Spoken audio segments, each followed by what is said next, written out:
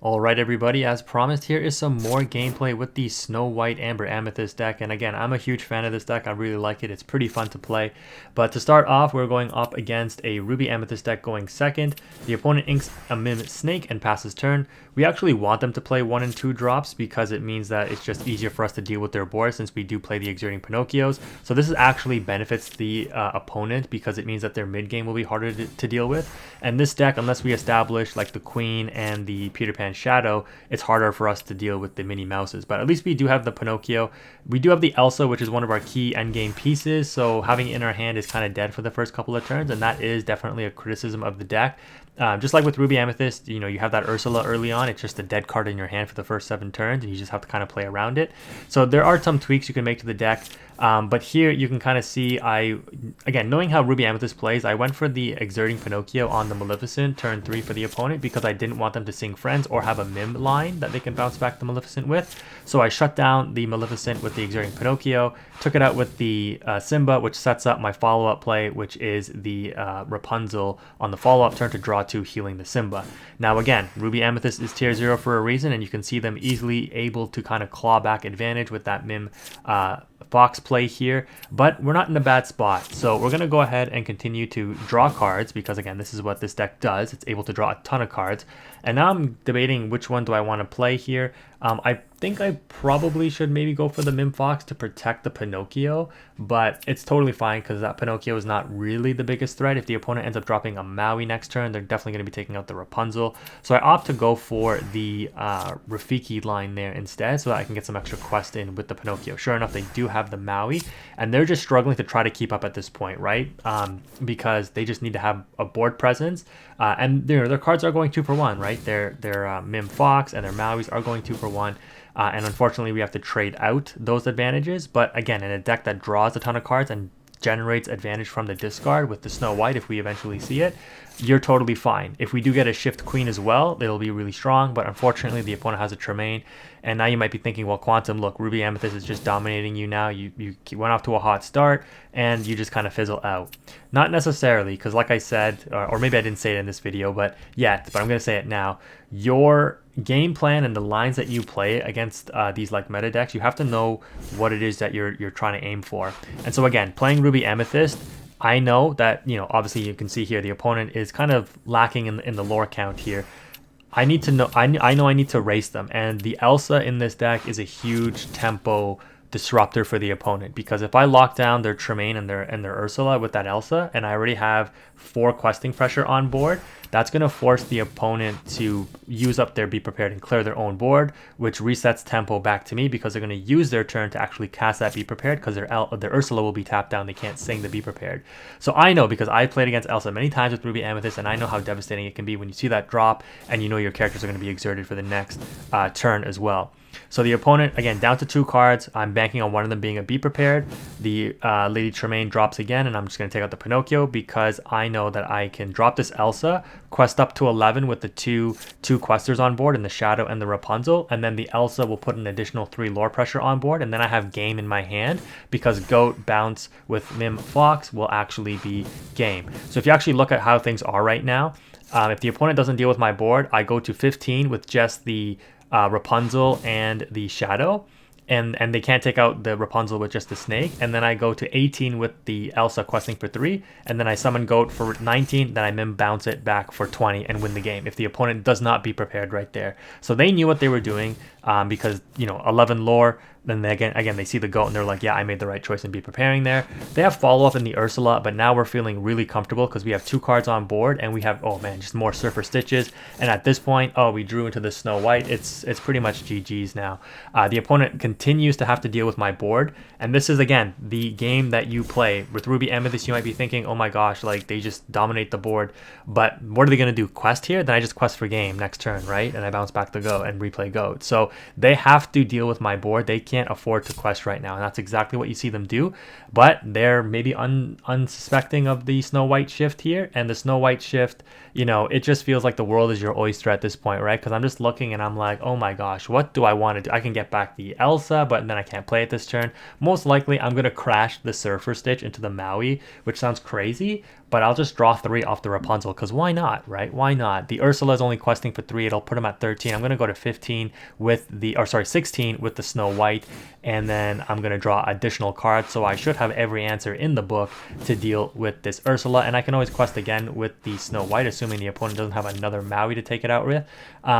Because, yeah, I can't drop this bodyguard right now, unfortunately. But, yeah, drawing 3, and I have game on board. I don't know, they need to be prepared, right? Yeah, they can't do anything unless they have be prepared. Because even Maui wouldn't do enough. Maui or Tremaine, it just takes out one of the characters. The Ursula can't finish anything off.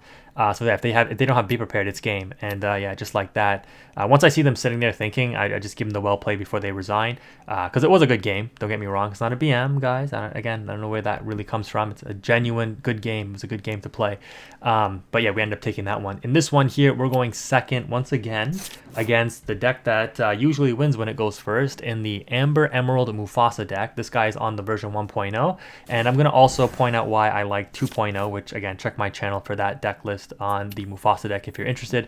Because yeah, the Panic and Pain engine, while it can be really good at some points, especially with the Queen bumping up the Pain, it's just like if you don't see the combo pieces when you need them, or your tempo gets disrupted, it's just like, you know, they're dead individual pieces essentially, right?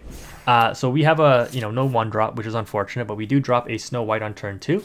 The opponent is going to go ahead and play perfectly on curve here, but they don't have the Panic in order to boost up the Pain. So,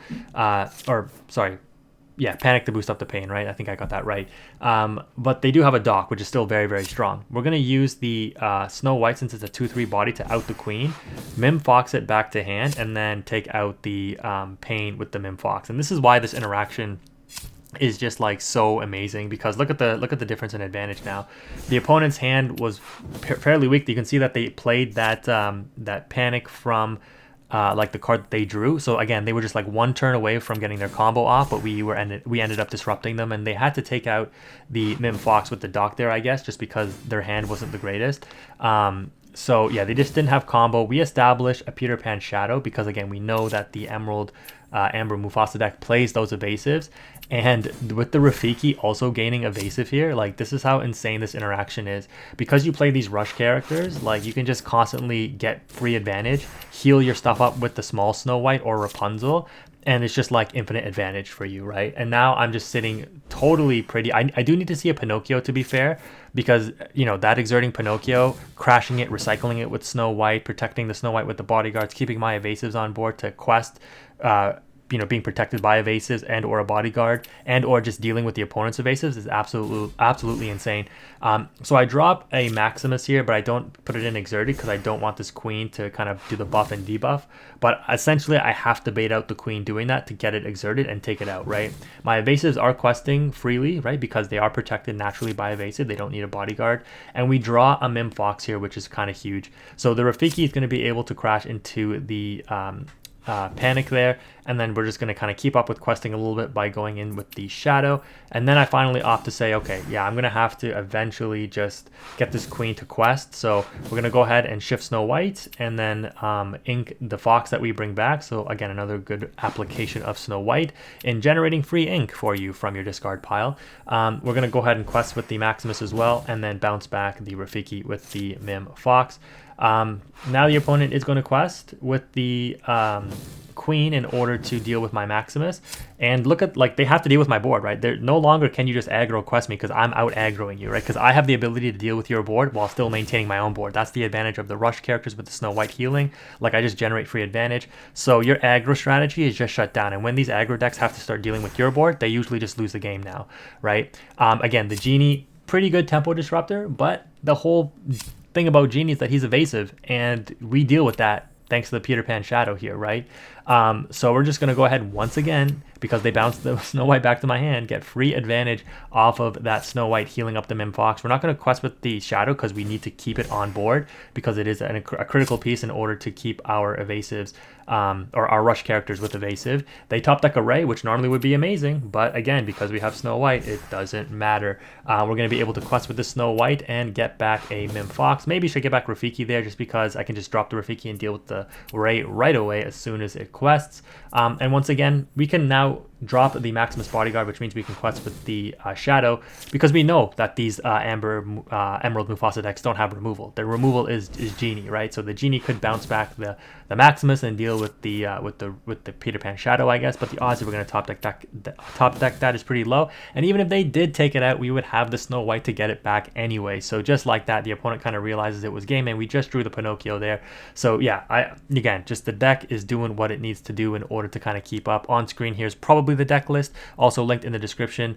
You'll find that there. And in the deck list portion that you see, I probably cut the White Rabbit's Pocket Watch just to give you a better matchup against Steel, because it feels bad when you spend 3 ink on a Pocket Watch and then next turn it just gets Benjed. So you can just opt to play more 1-drop so you don't miss your turn 1. That's going to go ahead and wrap it up for this video. If you are interested in seeing more gameplay from the Amber Amethyst Snow White deck, make sure you leave a comment and a like on this video. Thank you again for watching. If you made it this far, Quantum is out.